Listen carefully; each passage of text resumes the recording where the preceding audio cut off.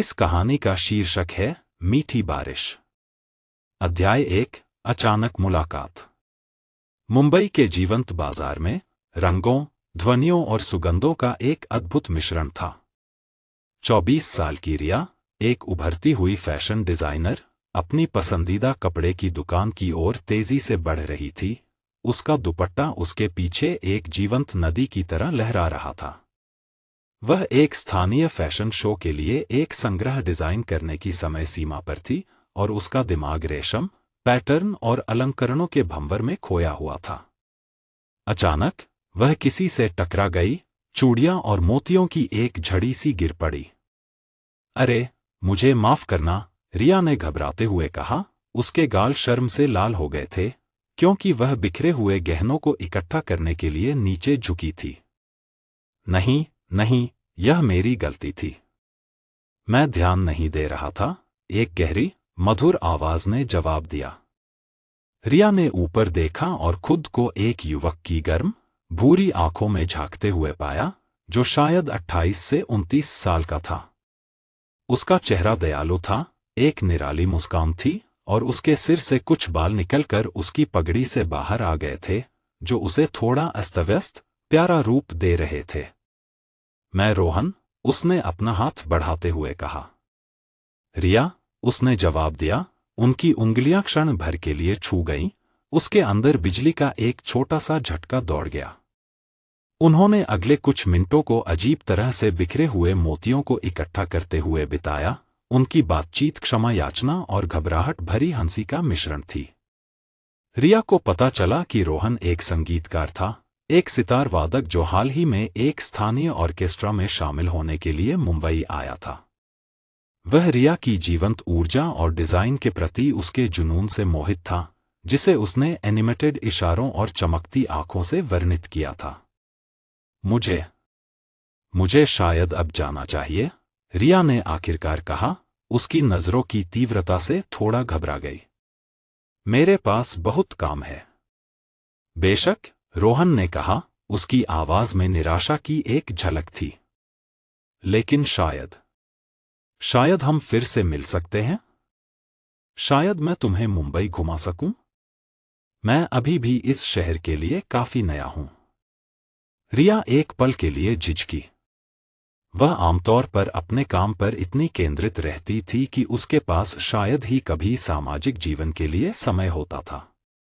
लेकिन रोहन के बारे में कुछ था, एक निश्चित आकर्षण, जिसने उसे हाँ कहने के लिए प्रेरित किया।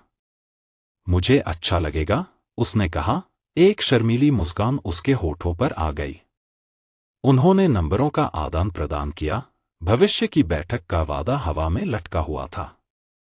जैसे ही रिया आखिरकार कपड़े की दुकान पर पहुंची, उसका दिल सामान्य से थोड़ा तेज धड़क रहा था।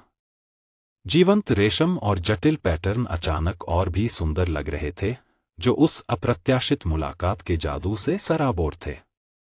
वह रोहन की गर्म मुस्कान और जिस तरह से हंसते समय उसकी आंखों के कोने सिकुड़ जाते थे, उसके बारे में सोचना बंद नहीं कर पा रही थी। उसे क्या पता था, यह आकस्मिक मुलाकात सिर्फ एक खूबसूरत धुन की शुरुआत थी, एक मानसूनी रोमांस जो जल्द ही उनके जीवन को जीवंत रंगों और मधुर, अप्रत्याशित स्वरों से भर देगा। रिया ने खुद को एक खुशनुमा धुन गुनगुनाते हुए पाया, एक ऐसी धुन जिसे वह नहीं जानती थी कि वह जानती है, क्योंकि उसने आखिरकार कपड़े चुनना शुरू कर दिया था। एक नई तरह की प्रेरणा उसकी इंद्रियों को भर रही थी। उसकी उंगलियां सबसे अच्छे कपड़ों का चयन करते हुए नाच रही थीं। यह आकस्मिक मुलाकात उसके दिमाग में छप गई थी। वह जानती थी कि वह इस दिन को लंबे समय तक नहीं भूल पाएगी। अध्याय 2। शहर की लय।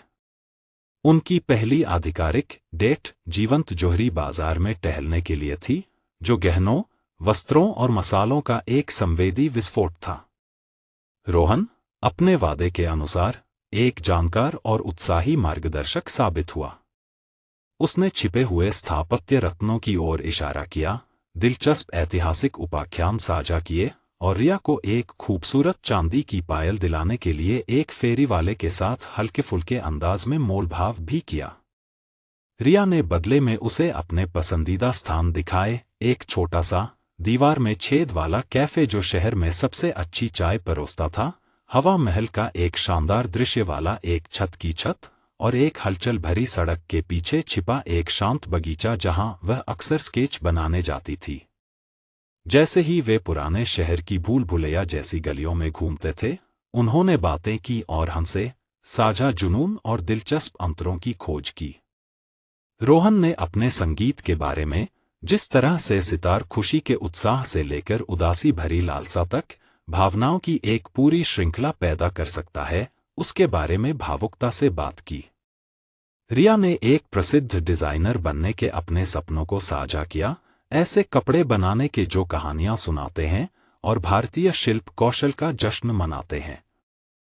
उन्होंने एक दूसरे की संगति में एक आरामदायक लय पाई, एक प्राकृतिक सहजता जिसने उन दोनों को आश्चर्यचकित कर दिया। रोहन रिया की स्वतंत्र भावना और उसके संक्रामक उत्साह से मोहित था। उसे वह तरीका पसंद आया जिस तरह से जब वह अपने डिजाइनों के बारे में बात करती थी तो उसकी आंखें चमक उठती थीं, जिस तरह से जब वह अपनी नोटबुक में स्केच बनाती थी तो उसकी भौं एकाग्रता में सिकुड़ जाती थी। रिया, बदले में, रोहन के कोमल स्वभाव और कला और सौंदर्य के लिए उसकी गहरी सराहना की ओर आकर्षित थी।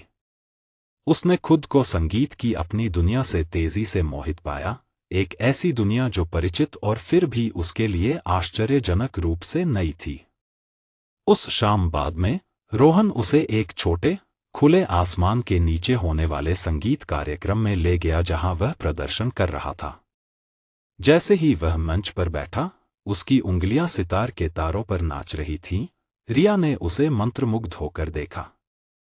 संगीत उस पर छा गया, एक भावपूर्ण धुन जो सीधे उसके दिल से बात करती हुई लग रही थी। उसने उस रात रोहन का एक अलग पक्ष देखा, भावुक कलाकार, अपने संगीत में खोया हुआ, उसकी आत्मा उसके वाद्य यंत्र के तारों के माध्यम से बाहर निकल रही थी। जब संगीत कार्यक्रम समाप्त हुआ, तो रिया अवाक रह गई। यह सुंदर था, उसने आखिरकार कहा, उसकी आवाज भावनाओं से भरी हुई थी। रोहन मुस्कुराया, उसकी आंखें चमक रही थीं। यह आपसे प्रेरित था, उसने स्वीकार किया, उसकी आवाज नरम थी। रिया का दिल धड़कना बंद कर गया। उस पल में, तारों से भरे जयपुर के आसमान के नीचे, सितार के बजते हुए स्वरों से घिरे, वह जानती थी कि उनके बीच कुछ खास खिल रहा है। यह मानसून की बारिश की तरह गर्म और आरामदायक एहसास था, जितना कि जीवंत और अप्रत्याशित। अध्याय 3, बरसात की बहार। जैसे ही मानसून आया, वैसे वैसे रोहन और रिया का प्यार परवान चढ़ता गया। उन्होंने जयपुर के किलों और महलों में एक साथ कई यादगार शामें बिताईं, जहां वे एक दूसरे से अपने सपनों और डर, अपनी आशाओं और आकांक्षाओं के बारे में बात करते थे। वे बारिश में भीगते हुए, हाथों में हाथ डाले, शहर की गीली, चमचमाती सड़कों पर घूमते रहे। एक दिन, रोहन रिया को आमेर किले ले गया। जब वे जटिल नक्काशीदार दीवारों और विशाल आंगनों से गुजर रहे थे, रोहन ने रिया को किले के इतिहास और उन राजाओं और रानियों की कहानियों के बारे में बताया जो कभी वहां रहते थे। रिया उसके ज्ञान और कहानी कहने के तरीके से मुग्ध थी। वह एक सम्मोहक कहानीकार था, और उसने इतिहास को जीवंत कर दिया। जैसे ही वे छत पर पहुंचे, शहर का मनोरम दृश्य दिखाई दे रहा था। नीचे शहर, धुंधली बारिश में लिपटा हुआ, एक खूबसूरत चित्र जैसा लग रहा था। रोहन ने रिया का हाथ पकड़ा और उसे अपनी ओर खींच लिया। रिया, उसने कहा, उसकी आवाज भावनाओं से भरी हुई थी, मुझे लगता है कि मैं तुमसे प्यार करने लगा हूं। रिया की दिल धड़कने लगी। उसने उसकी आंखों में देखा और उसे पता चला कि वह भी वही महसूस कर रही है। मुझे लगता है कि मैं भी तुमसे प्यार करने लगी हूं, रोहन, उसने फुसफुसाते हुए कहा। रोहन मुस्कुराया और धीरे से उसके होठों पर चूमा। वह चुंबन मीठा और कोमल था, एक वादा, एक शुरुआत। उस पल में, किले की छत पर, बारिश में भीगते हुए, उन्हें पता था कि उन्हें कुछ खास मिल गया है। उन्हें अपना सोलमेट मिल गया था। उन्हें एक ऐसा प्यार मिल गया था जो मानसून की बारिश की तरह ताज़ा और जीवनदायी था। वहां से उनका रिश्ता गहराता गया। मानसून के महीनों में वे एक दूसरे के प्यार में खो गए। बारिश की बूंदें उनकी प्रेम कहानी की धुन बन गईं। रिया रोहन के संगीत कार्यक्रमों में जाती, उसकी आंखें गर्व और प्यार से चमकतीं जब वह अपने सितार से मधुर धुनें निकालता। रोहन, बदले में, रिया के फैशन शो में शामिल होता, उसके उत्साह और रचनात्मकता पर आश्चर्यचकित होता। वे एक दूसरे के सपनों के समर्थक बन गए, एक दूसरे को आगे बढ़ने और चमकने के लिए प्रेरित करते रहे। अध्याय 4, रंगों का त्योहार। होली, रंगों का त्योहार, बस आने ही वाला था और पूरा शहर जीवंत उत्साह से सराबोर था। रिया और रोहन इस त्योहार को एक साथ मनाने के लिए उत्साहित थे। यह उनका एक जोड़े के रूप में पहला होली था।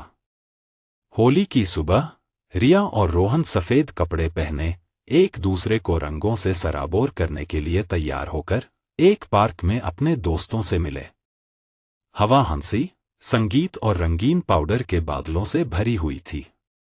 रिया और रोहन ने एक दूसरे का पीछा किया, एक दूसरे पर रंगीन गुलाल फेंका, उनके दिल खुशी से झूम रहे थे। वे बच्चों की तरह हंसे, नाचे और खेले, उनका प्यार हर रंग की बौछार के साथ और भी गहरा होता गया। जैसे ही दिन ढलने लगा, वे भीड़ से दूर एक शांत जगह पर चले गए।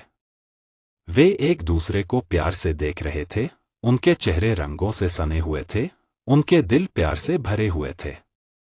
यह मेरी सबसे अच्छी होली रही है, रिया ने कहा, उसकी आंखें खुशी से चमक रही थीं। मेरी भी, रोहन ने सहमति जताते हुए कहा। उसने धीरे से उसके चेहरे से बालों की एक लट हटाई। रिया, क्या तुम मुझसे शादी करोगी? रिया की आंखें खुशी के आंसुओं से भर आईं। हाँ, उसने फुसफुसाते हुए कहा, हाँ, मैं तुमसे शादी करूंगी। रोहन ने उसे अपनी बाहों में भर लिया और उसे कसकर गले लगा लिया। उन्होंने होली के जीवंत रंगों के नीचे अपने प्यार की गहराई में डूबे हुए एक दूसरे को चूमा। उन्हें पता था कि उनका प्यार, जो एक आकस्मिक मुलाकात के रूप में शुरू हुआ था, अब जीवन भर का साथ बन गया था। वे बहुत खुश थे और यह उनके जीवन का सबसे महत्वपूर्ण फैसला था। अब वे दोनों एक दूसरे के साथ अपना जीवन बिताने के लिए तैयार थे। अध्याय 5, एक नई शुरुआत। रिया और रोहन की शादी एक खूबसूरत समारोह था, जो पारंपरिक भारतीय रीति रिवाजों और जीवंत रंगों से भरपूर था। यह समारोह जयपुर के एक ऐतिहासिक महल में आयोजित किया गया था, जिसमें परिवार और दोस्त शामिल हुए थे, जो इस खुशी के अवसर का जश्न मनाने आए थे। रिया ने एक खूबसूरत लाल लहंगा पहना था, जो सोने के धागों से जटिल रूप से कढ़ाई किया हुआ था, जबकि रोहन एक शाही शेरवानी में एक राजकुमार की तरह दिख रहा था। उन्होंने प्यार और वादों का आदान प्रदान किया, उनकी आंखें एक दूसरे के लिए प्यार और भक्ति से चमक रही थी। जैसे ही उन्होंने 7 फेरे लिए, उन्होंने न केवल एक दूसरे के साथ, बल्कि एक दूसरे के परिवारों और संस्कृतियों के साथ भी जीवन भर साथ निभाने का वादा किया। यह 2 आत्माओं, 2 दिलों और 2 संस्कृतियों का मिलन था। यह उनके लिए एक नई शुरुआत थी, जो प्यार, विश्वास और समझ की नींव पर बनी थी। शादी के बाद रिया और रोहन मुंबई में बस गए, जहां उन्होंने अपना खुद का एक डिजाइन स्टूडियो शुरू किया, जहां रिया ने अपने फैशन के सपनों को साकार किया और रोहन ने अपने संगीत से लोगों को मंत्रमुग्ध करना जारी रखा। उन्होंने अपने सपनों को आगे बढ़ाते हुए, हर कदम पर एक दूसरे का समर्थन करते हुए, एक साथ जीवन की खूबसूरत धुन बनाई। उनकी प्रेम कहानी, जो मुंबई के हलचल भरे बाजार में एक आकस्मिक मुलाकात के रूप में शुरू हुई थी, एक खूबसूरत सिम्फनी में बदल गई थी, जो प्यार, हंसी और जीवन भर के साथ से भरी थी। और जैसे ही उन्होंने अपने जीवन की धुन को एक साथ रचा, वे जानते थे कि उनकी प्रेम कहानी, मानसून की मधुर धुनों की तरह, हमेशा उनके दिलों में गूंजती रहेगी और उन्हें हमेशा उस मीठी बारिश की याद दिलाएगी जिसने उन्हें एक दूसरे के करीब ला दिया था। वे एक दूसरे का साथ पाकर बहुत खुश थे। हर मुश्किल घड़ी में वे एक दूसरे के साथ थे। इसके साथ ये कहानी यहाँ समाप्त होती है। मिलते हैं किसी और कहानी में।